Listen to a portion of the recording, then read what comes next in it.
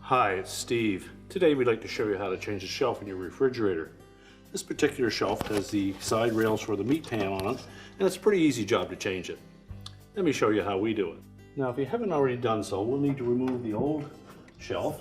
We'll start by taking the deli drawer out. We'll just set that aside. We'll lift up in the front of that shelf, unhook the cantilever hooks on the back, and discard it. Now, if yours is broken, you'll need to clean up all the glass, and then we can proceed with putting a new one in. Now, to make sure that we have that installed properly, we want to make sure that those two hooks on the top of the shelf are fully engaged onto the rails at the back.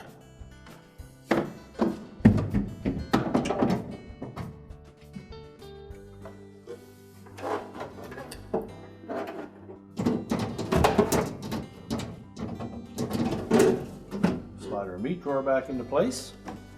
And to prolong the life of the shelf, we suggest that when cleaning them, that you allow them to acclimatize before you put any warm, soapy water on them. Your repair is complete.